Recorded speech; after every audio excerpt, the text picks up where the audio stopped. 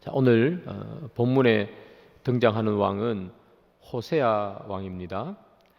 우리가 호세아 선지자가 있고 여기 북이스라엘의 왕 호세아 왕이 있습니다.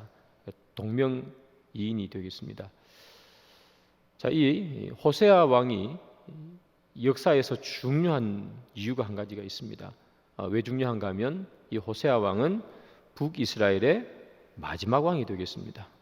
이 호세아 왕이 죽고 난 이후에 그 뒤로는 이제 북이스라엘의 나라는 없어지는 것이죠. 북이스라엘의 역사를 보면 여로보암으로부터 시작해서 호세아 왕까지 정확하게 209년 동안 그 나라가 존속되었습니다. 209년 동안 몇 명의 왕이 지나갔느냐 하면 총 19명의 왕이 지나갔습니다. 19명의 왕 중에서 8번의 암살이 있었습니다. 9번의 쿠데타 시도가 있었고 왕조가 9번이 바뀌었습니다. 그러니 200년, 약 209년이니까 210년 정도 되는 그 짧은 시간 속에서 왕이 19명이 있었는데 암살이 8번, 쿠데타가 9번, 왕조가 9번 바뀌었다는 것은 이 북이스라엘이 정치적으로 보면 아주 혼란스러웠던 나라였다는 것을 우리가 알 수가 있어요. 그 19명의 왕 중에서 하나님 앞에서 정직했다 이렇게 평가받는 왕이 단 한 명도 없습니다. 제가 지난번에 말씀드린 것처럼 남왕국 유다는 그래도 20명의 왕인데 8명은 나름 괜찮은 왕이었고요. 반보다는 조금 안 되지만 약 40%쯤은 괜찮은 왕이었는데 북이스라엘은 100% 다 악한 왕밖에 없었습니다. 그리고 보면 나라가 망하는 게 어찌 보면 당연하다 그렇게 볼 수가 있겠습니다. 그래서 오늘 이 본문 나오는 이 아수르 호세아 왕으로부터 시작해서 이제 아수르에 멸망하게 된다 이렇게 말씀을 드립니다. 자, 그런데 오늘 본문을 보면 우리의 조금은 왜 이러지 하는 이상한 표현이 하나 있어요. 그게 열왕기하 17장 1절 2절 2절에 나오는데 우리 함께 봅니다. 유다의 왕 아하스 제 12년에 엘라의 아들 호세아가 사마리아에서 이스라엘 왕이 되어 9년간 다스리며 여호와 보시기에 악을 행하였으나 다만 그 전 이스라엘 여러 왕들과 같이 하지는 아니하였더라 이렇게 기록해요. 이 호세아 왕을 소개하기를 하나님 보시기에 악을 행한 왕이다. 그런데 그 전에 이스라엘 여러 왕들과는 같지 않았다 그렇게 표현하죠. 다시 말하면 이스라엘의 왕이 많은데 다 악한 왕이었습니다. 그나마 제일 괜찮은 왕이었다는 겁니다. 물론 쟤도 엄청 좋은 왕은 아니었지만 제일 괜찮은 왕이었다는 거예요. 그 전과 같지 않았기 때문에. 근데 문제는 제일 괜찮은 왕이었는데 제일 괜찮은 왕이 나라를 다스릴 때 망해버렸습니다.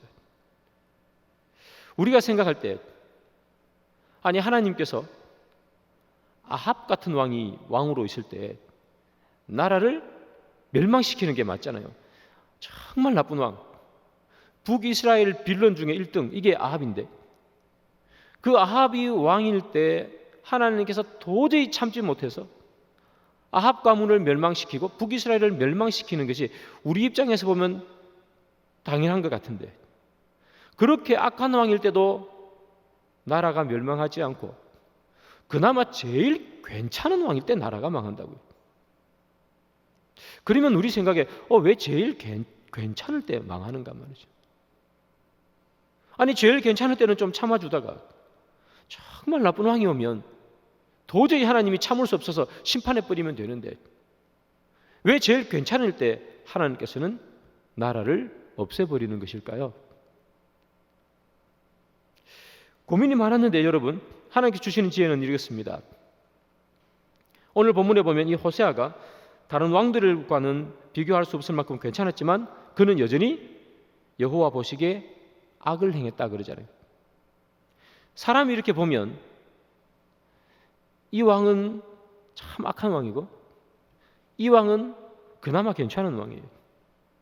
근데 하나님 보면 하나님 눈으로 볼 때는 50보 100보예요. 똑같이 나쁜 왕이에요. 사람이 볼 때는 그래도 얘가 좀 나은 것 같아 이렇게 되잖아요. 그러나 하나님이 보실 때는 다 여호와 보시기에 악을 행했다 하는 거죠. 그래서 50보 100보다. 여러분, 여기 나오는 이 호세아 왕이 하나님께 회개했다거나 하나님께 돌이켰다 하는 그런 이야기를 우리는 볼 수가 없죠. 그런 다른 왕에 비해서는 나았을지 모르겠지만 그 또한 여전히 우상을 섬겼고 하나님을 믿지 않았던 왕이 바로 호세아입니다. 그래서 그 나라가 결국은 망하게 되는 것이죠. 여러분, 그런 의미에서 보면 신앙은 절대적인 기준을 가지고 있는 것이지 상대적인 기준을 가지고 있는 것이 아닙니다. 저 사람보다 더 낫기 때문에 내 신앙이 괜찮은 게 아니라는 겁니다. 앞에 있는 여러 왕들보다 낫기 때문에 호세아가 나은 왕이 아니라는 거예요. 그래서 신앙은 절대적인 기준입니다. 우리는 신앙을 가끔씩 절대적인 기준이 아니라 상대적인 기준으로 놓을 때가 있어요. 저 사람보다 낫다 하는 거죠. 나는 저 사람보다는 나은 것 같아요. 여러분, 저 사람보다 낫다고 해서 내 신앙이 좋은 게 아니에요. 우리가 신앙을 절대적인 기준이 아니라 상대적인 기준으로 놓고 보니까 늘 하는 실수가 뭐냐 하면 다른 사람을 비난하고 정죄하는 거예요. 쟤는 왜 저렇게 예배를 안 드려 하는 거죠. 쟤는 왜 저렇게 성경을 안 읽을까? 쟤는 왜 저렇게 기도 안 해? 우리는 늘 남을 정죄하면서 살고 있어요. 물론 기도 안 하고 말씀 안 보고 예배를 잘 드리지 않는 것이 잘하는 것은 아닙니다만, 그러나 우리가 늘 비난하는 그 가운데서는 무엇이 들어있는가 하면 자꾸만 남과 비교해서 나는 그래도 쟤보다는 낫다 하는 거죠. 나는 기도하는데 쟤는 왜 기도하지 않을까 하는 거잖아요. 그래서 우리의 신앙을 자꾸만 다른 사람과 비교하는 상대적인 것으로 놔버리면 늘 누군가를 정죄하면서 삽니다. 너 왜 그렇게 해? 하는 거죠. 그 속에는 나는 그렇게 하지 않는다는 마음이 들어가 있는 것이죠. 그래서 신앙의 기준을요, 하나님의 말씀이라는 것에 절대적인 기준을 놓지 아니하고 내가 저 사람보다 낫다는 상대적인 기준에 놓게 되면 우리는 늘 교만하게 됩니다. 여러분, 우리가 우리 스스로를 보면 엄청나게 나쁜 사람들은 아니잖아요. 여기 있는 사람들. 우리가 한 명 한 명 이렇게 대해보면 우리가 다 하는 말이 뭐예요? 그 사람은 참 좋아. 그렇게 얘기하잖아요. 저도 여기 있는 분들은 뭐 거의 다 대부분 아는 분들이고 좀 더 많이 이야기한 분이 있고 좀 더 적게 한 분이 있겠지만 다 보시면 다 좋은 분들이세요. 크게 죄를 지은 적도 없고 크게 나쁜 일도 한 것 없고. 우리가 세상에 나가면요, 어찌 보면 세상 사람들보다 우리는 더 나은 사람일 수도 있습니다. 물론 우리보다 나은 세상 사람들도 많겠지만 우리가 뭐 세상에 나가서 무슨 욕짓거리를 합니까? 술 먹고 행패를 부립니까? 그래서 내가 저 사람보다 낫다고 우리가 생각하면 착각이라는 거예요. 신앙은 그렇게 표현되지 않습니다. 신앙은 내가 저 사람보다 낫다고 해서 나은 사람이 아니고 하나님 앞에서 정직한가를 보는 것이죠. 여러분, 성경을 한번 보겠습니다. 호세아 7장 1절입니다. 우리 다 같이 한번 읽어볼까요? 시작. 내가 이스라엘을 치료하려 할 때 에브라임의 죄와 사마리아의 악이 드러나도다. 그들은 거짓을 행하며 안으로 들어가 도둑질하고 밖으로 떼지어 노략질하며, 이렇게 기록합니다. 호세아서죠. 이 호세아 선지자가 활동했을 때가 호세아가 왕일 때 활동했던 사람입니다. 자, 그런데 호세아가 이렇게 예언해요. 말씀하죠. 내가 이스라엘을 치료하려 할 때, 그렇게 표현했습니다. 내가 이스라엘을 치료하려 할 때, 하나님이 하시는 말이에요. 하나님이 이스라엘을 치료하기 위해서 무엇을 하셨을까요? 선지자들을 보냈죠.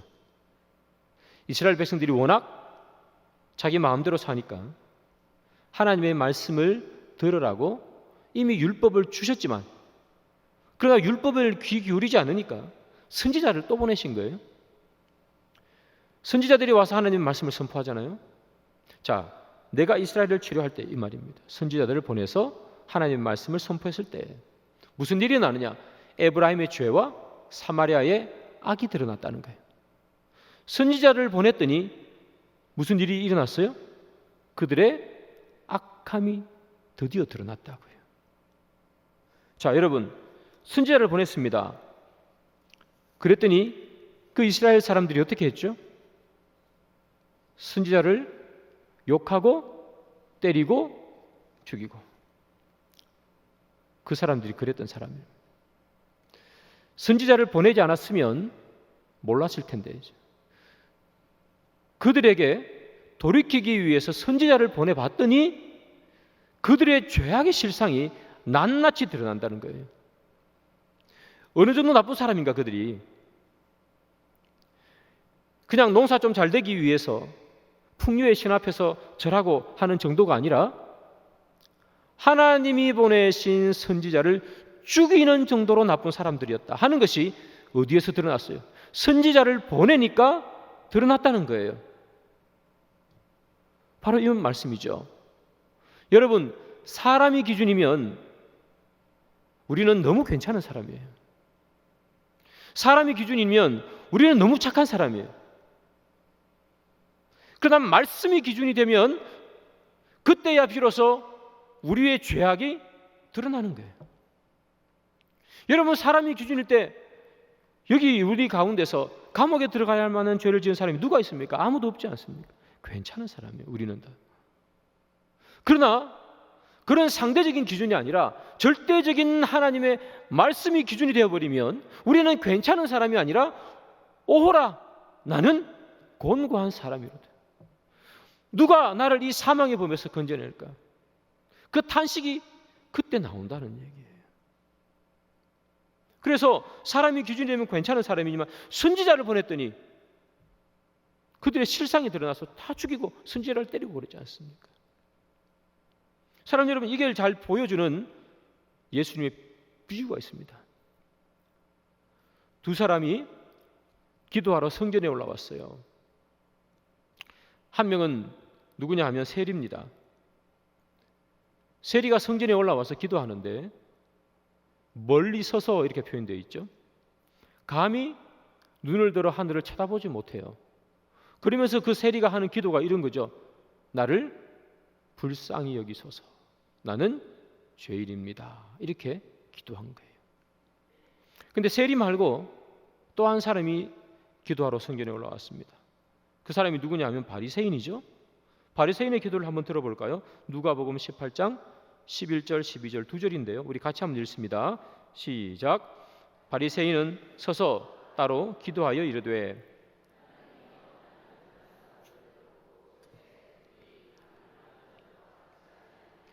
이 세리와도 같지 아니함을 감사하나이다. 나는 일해에 2번씩 금식하고 또 소득의 11조를 드리나이다 하고. 자, 이 바리새인은 뭐라고 기도하죠? 저 사람과 같지 아니하고. 이 바리새인의 기준이 누구예요? 저 사람이에요. 저 사람들. 다른 사람이죠.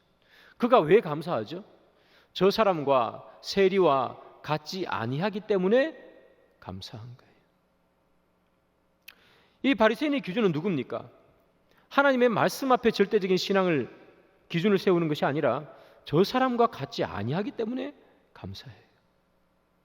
여러분, 우리의 신앙이 이렇게 될 수 있다는 거죠. 저 사람과 같지 아니하. 여러분, 그렇다고 이 바리새인들이 저 사람과 같지 아니해서 예수님께 칭찬을 받았습니까? 오히려 세리와 창기보다 더 신랄한 공격을 받았어요. 예수님에게. 여기 나오는 이 세리는 하나님 앞에 눈을 못 들잖아요. 하나님 앞에.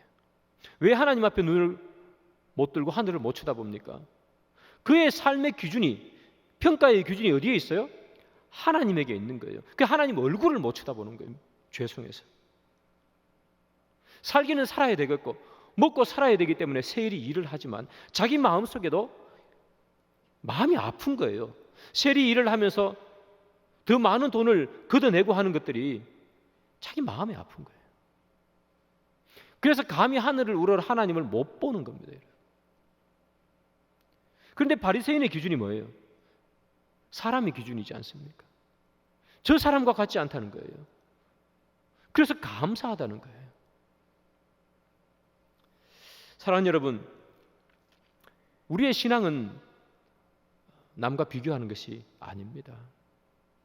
다른 사람보다 낫다고 해서 내 신앙이 좋은 것도 아니고, 다른 사람보다 나쁘다고 해서 내 신앙이 나쁜 것도 아니에요.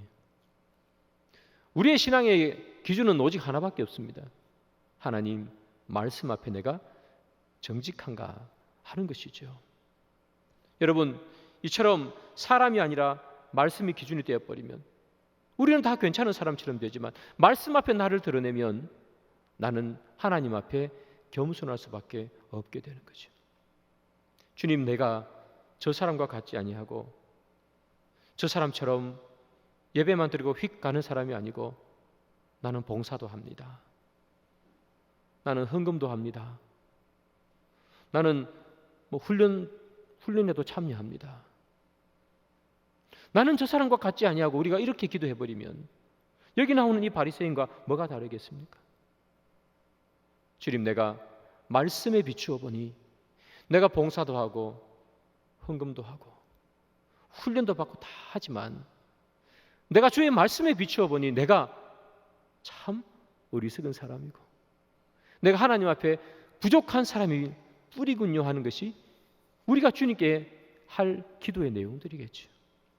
그래서 사랑하는 여러분, 신앙의 기준은 언제나 하나님의 말씀 앞에 정직한가 하는 절대적 기준을 갖고 있는 것이지, 내가 저 사람보다 낫다고, 내가 저 사람보다 더 많이 뭔가를 하는 것 같다고 해서 하나님께서 우리를 더 기뻐하시거나 하나님께서 우리를 더 칭찬해 주시지 않는다는 사실을 기억하시고, 또 남과 비교해서 나보다 못한 사람처럼 보이는 사람들을 비난하고 손가락질 이유가 하나도 없습니다. 우리 모두 다 하나님 앞에서 상대적으로 평가받는 존재가 아니라 말씀 앞에 절대적으로 평가받는다는 사실을 여러분 기억하시고, 다른 사람보다 나은 신앙생활 하려고 하지 마시고 하나님 앞에서, 말씀 앞에서 정직한 신앙생활 하려고 늘 노력하시는 그런 저와 여러분들이 되기를 바랍니다. 자, 북이스라엘 마지막 왕 이 호세아, 그는 다른 선대의 왕들보다는 그나마 괜찮은 사람이었습니다. 그러나 그의 정치적으로는 큰 실수를 하게 됩니다. 그래서 나라가 망하는 거죠. 어떤 실수를 하는가? 이 호세아라는 왕이 왕으로 있을 때에 그 당시에 이 고대 근동, 지금으로 치면 중동을 통치하던 나라, 이란, 이라크 뭐 그런 나라입니다. 요즘으로 치면 나라가 아수르입니다. 아시리아. 아수르가 나라를 이렇게 그 지역을 제패하고 있을 때 그때 왕의 이름은 오늘 본문에 나옵니다만 살만에셀 5세가 되겠습니다.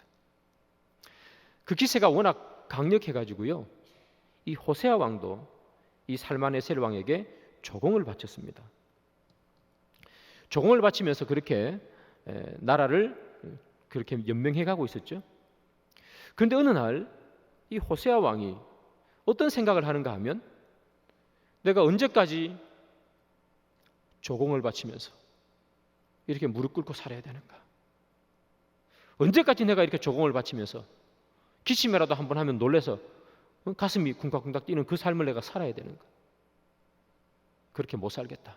그렇게 호세아가 생각하는 거예요. 여러분, 그런 생각을 했다면 하나님께 도움을 요청해야죠. 그런데 이 호세아는 어떻게 하는가 하면 애굽 왕과 손을 잡습니다. 오늘 본문에 보면 손을 잡았던 애굽 왕의 이름을 소라고 기록하고 있습니다. 그런데 이제 역사학자들이 살펴보니까 소라는 이 애굽 이집트의 왕이 없어요, 이름이. 그래서 정확하게 이 사람이 누군지는 여러 명은 이 사람일 것이다, 이 사람일 것이다, 이렇게 설왕설래가 있지만 정확하게 누구다 이렇게 잘 말하지는 못합니다. 어쨌든 애굽 왕 소라는 사람에게 쫓아가가지고 동맹을 맺습니다. 우리 힘을 합쳐서 아수르를 무찌릅시다, 이렇게 동맹을 맺은 거예요. 그 이야기를 아수르 왕 살만에셀 5세가 듣게 되죠. 대노를 하게 됩니다. 이것들 봐라. 내가 조공을 받으면서 겨우 살려두고 있었는데 반역을 꾀해? 그런 생각을 하겠죠. 그래서 당장 군사를 동원해가지고 이 왕이었던 호세아 왕을 포위하고 잡아버립니다. 그리고 호세아 왕을 감옥에 넣어버립니다. 자, 순식간에 이 이스라엘은 왕이 없어졌습니다. 그리고 이 살마네셀이 사마리아를 포위합니다. 이 사마리아에는 왕이 없이 3년 동안 포위당했습니다. 3년을 버틴 거죠. 그런데 결국 기원전 722년에 아수리의 왕이 바뀝니다. 살마네셀에서 사르곤 2세로 바뀌는데 3년을 포위하고 난 다음에 이 사르곤 2세가 사마리아를 공격하고 사마리아를 함락합니다. 그래서 기원전 722년경에 북이스라엘은 멸망하고 나라가 없어졌습니다. 자, 이 광경을 성경을 한번 통해서 봅니다. 열왕기하 17장 4절입니다. 다 같이 읽습니다. 시작. 그가 애굽의 왕 소에게 사자를 보내고 조공을 드리지 아니하매 아수르 왕이 호세아가 배반함을 보고 그를 옥에 감금하여 두고 그죠? 감금해 버렸습니다. 그리고 나라가 망하게 됩니다. 여러분, 나라가 망했습니다. 아수르가 사마리아를 함락하고 난 다음에 어떻게 합니까?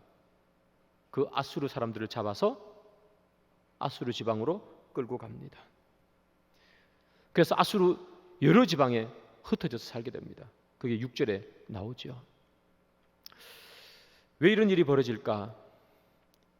왜 하나님의 사랑하는 이스라엘 백성들이 왜 이방 땅에 흩어져서 그렇게 살게 될까? 이유는 하나죠. 그들이 이방신을 섬겼기 때문이죠. 이방신을 섬겼습니다. 그러니 하나님께서 어떻게 하시는 거죠?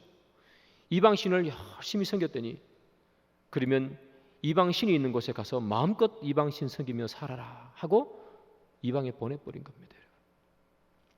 마음껏 우상 섬기며 너희들이 그렇게 섬겼던 바알도 섬기고 아세라도 섬기고 몰렉도 섬기고 아스다롯도 섬기고 너희들이 그렇게 이스라엘 땅에서 섬겼던 이방신, 그 이방신이 있는 곳에 내가 보내주마. 거기서 마음껏 이방신 섬기며 살아라. 하나님 보내신 거예요. 여러분, 그 나라에서 이방신 마음껏 섬기며 살면 되지 않습니까? 그렇게 이스라엘 땅에서 이방신을 섬겼는데 굳이 이스라엘에 살 이유가 뭐가 있습니까? 이방의 본산인 그 이방 땅에서 가서 살면 되죠. 그래서 하나님께서 보내시는 겁니다. 여러분, 그쪽으로. 여러분, 세상이 좋으면 하나님께서 세상을 보내버리십니다. 우리를. 세상이 그렇게 좋으면 세상 가서 살아라 하고 하나님 우리를 세상에 보내버리시네요. 그게 축복일까요? 이방신이 그렇게 좋으면 이방신에 파묻혀 살아라고 이방신을 섬기는데 보내버리잖아요. 그게 얼마나 여러분 참혹한 줄 아십니까? 이방 나라에 여러분 끌려갑니다. 얼마나 참혹합니까? 누가 여기 나오는 이스라엘 백성들을 대접이나 한 명 해주겠습니까? 자기랑 똑같은 신을 섬긴다고 해서 그들을 대접해 줍니까? 인간적인 대우를 받습니까? 얼마나 비참하게 끌려가는 줄 아세요, 여러분? 이 사마리아를 함락했던 사르곤 2세가 그의 공적비를 세웁니다. 공적비에 기록된 내용을 보면요, 몇 명이 끌려가는가 하면 총 27,290명이 끌려갑니다. 약 3만 명이죠. 엄청난 숫자입니다. 그 당시에 사마리아에 몇 명이 살았느냐? 약 10만 명 살았답니다. 그러니까 약 3만 명이 끌려갔으니 약 3분의 1이 끌려간 거예요. 지금으로 치면 이 수도 서울이 함락당해서 몇 명이 끌려간 거예요? 한 1,000만 명 산다 치면은 3,400명 끌려간 거 아닙니까? 엄청난 수가 끌려갔습니다. 그러면 어떻게 끌고 갔을까요? 좋은 차에 버스에 태워서 끌고 갔습니까? 그 기록을 보면요, 비참하기 그지없어요. 여러분, 영화에서 보셨겠지만 사람들을 밧줄로 서로 묶어서 끌고 갑니다. 목에 묶고 앞에 사람 또 연결해서 목에 묶고 앞에 사람 또 연결해서 목에 묶고 한 명 쓰러지고 두 명 쓰러지면 다 쓰러져 버려요. 콧뚜레를 뚫어서 끌고 갑니다, 여러분. 발을 뚫어서 끌고 가고 혓바닥을 뚫어서 끌고 갑니다. 비참합니다. 하나님께서 이방신이 그렇게 좋으면 이방 가서 살아라. 그리고 이방에 보내시는데 그 참혹함이 이루 말할 수가 없습니다. 여러분, 우리가 성경을 한번 보겠습니다. 시편 137편인데요. 여러분, 이 시편 137편은 이 북이스라엘 백성들이 이 사마리아, 이 아수르로 끌려간 걸 기록한 성경은 아니고 나중에 남유다가 멸망할 때 바벨론으로 끌려갈 때 그 끌려가는 사람들이 고백했던 노래예요. 시편 137편 1절을 한번 보겠습니다. 다 같이 한번 읽겠습니다. 시작. 우리가 바벨론의 여러 강변 거기에 앉아서 시온을 기억하며 울었도다. 끌려갔어요. 그들도 왜 나라가 망합니까? 하나님 안 섬기니까 망했죠. 우상 섬기니까 망했죠. 그래서 하나님께서 그 아이 그냥 우상 섬기는 나라로 보내버리잖아요. 그 바벨론 강가에서 뭐 한다고요? 울었어요. 우상 마음껏 섬기면 좋을 줄 알았는데요. 울었어요. 어디를 생각해요? 시온을 기록하면. 시온이 어디입니까? 예루살렘 아닙니까? 그죠? 저기 나중에 제가 열왕기하 제일 마지막쯤에 한번 설교를 하긴 할 텐데 바벨론 강가에 끌려가가 시온을 기억하며 울더라. 저게 여러분 그 팝송에도 나옵니다. 팝송에도 리버스 오브 바빌론이라고 제 나이 또래쯤 되면 아마 알만한 팝송 그룹이 있어요. 보니엠이라고. 거기 보면요 노래 저 가사가 나와요. 바벨론으로 끌려가서 시온의 강가에서 울었네. 여러분 그 울음이 얼마나 참혹한 울음이겠습니까? 그때 무슨 눈물을 흘렸겠습니까, 여러분? 후회의 눈물이죠. 예루살렘이 그립다 하는 후회의 눈물 아니겠습니까? 사랑하는 여러분, 세상이 좋으면 하나님이 우리를 세상에 보내버리십니다. 세상에 보내서 세상의 종이 되게 하시는 거예요. 돈의 종이 돼서 평생 돈 쫓아다니며 사는 인생 살게 하고 권력 쫓아다니면 평생 권력이나 쫓아다니는 인생 만들고 얼마나 비참한 인생입니까? 그런 인생 만들어버리는 거예요. 그래서 사랑하는 여러분, 우리가 세상이 좋아서 세상 쫓아가는 인생 아니어야 됩니다. 하나님께서는 우리가 세상 그러면 세상 보내버리십니다. 그렇게 좋은 데서 혼자 잘 먹고 잘 살아라. 여러분 오늘 본문 한번 보겠습니다. 열왕기하 17장 23절이에요. 여호와께서 그의 종 모든 선지자를 통하여 하신 말씀대로 드디어 이스라엘을 그 앞에서 내쫓으신지라. 이스라엘이 고향에서 아수르에 사로잡혀 가서 오늘까지 이르렀더라. 하나님께서 210년 동안 선지자를 그렇게 보냈습니다. 단 한 명의 왕도 정직하게 하나님 앞에 산 사람이 없습니다. 단 한 명의 백성도 하나님 앞에 올바로 산 백성이 없습니다. 그들의 모든 삶의 기준이 어디에 있었습니까? 하나님의 말씀 앞에 있었던 것이 아니라 세상 사람들이 기준이었습니다. 저 사람보다 풍성하게 살아야 될 텐데죠. 저 사람보다 재밌게 살아야 될 텐데, 저 사람보다 괜찮게 살아야 될 텐데, 저 사람보다 풍요롭고 싶으니까 바알을 섬기는 거고, 저 사람보다 재밌게 살고 싶으니까 아세라를 섬기는 거고, 저 사람보다 힘있게 살려다 보니 이 왕 저 왕, 이 성 이 신 저 신 다 섬기는 거지 않습니까? 그래서 사랑하는 여러분, 우리의 삶의 기준은 절대적으로 하나님의 말씀 앞에 있지 세상 가운데 있지 않다는 겁니다. 사랑하는 여러분, 우리는 늘 세상의 유혹 가운데 살지 않습니까? 늘 또 세상에 가려는 마음들이 우리 마음속에 있지 않습니까? 왜 우리 마음속에 그런 마음들이 들까요? 기준이 말씀이 아니라 세상에 있기 때문이고, 기준이 말씀이 아니라 같이 생활하는 사람들에게 우리 기준이 있기 때문입니다. 우리 아들이 저 아들보다는 좋은 학교 가야 될 텐데, 그래야 내가 안 부끄러울 텐데, 그 마음이 우리 가운데 있는 거예요. 그래서 계속 닥달하는 거예요. 애는 공부에 취미가 하나도 없고 달란트가 없는데 죽으라고 공부만 시키는 거예요. 그래서 사랑하는 여러분, 우리의 기준이 말씀이어야지. 우리의 기준이 세상이고 우리의 기준이 다른 사람이면 우상 섬기게 되고 세상 섬기게 되고 세상 쫓아가게 되는 인생을 살게 됩니다. 그래서 이스라엘이 망하고 유다가 망하겠죠. 망한 다음에 눈물 흘리면 뭐합니까? 다 망해버렸는데. 사마리아는, 북이스라엘은 깡그리 망해서 아무것도 없고, 남유다는 성전도 파괴되고 싹 다 파괴되고 성벽 하나 남은 거, 그거 그냥 남아있는 거, 그게 통곡의 벽 아닙니까? 말씀의 결론을 맺습니다. 사랑하는 여러분, 내 삶의 기준이 뭔지 여러분 스스로 한번 생각해 보시기 바랍니다. 나는 무엇을 기준으로 삼고 살았는가? 나는 저 사람보다 괜찮아, 그래서 나는 괜찮아라고 생각하고 살았는가? 아니면 하나님 말씀 앞에서 나를 정직하게 세워두었던가? 나는 저 사람보다 더 열심히 신앙생활하고 있어, 그래서 나는 괜찮을 거야 라고 생각하고 있었는지, 아니면 하나님 말씀 앞에 나를 드러내고 살았는지.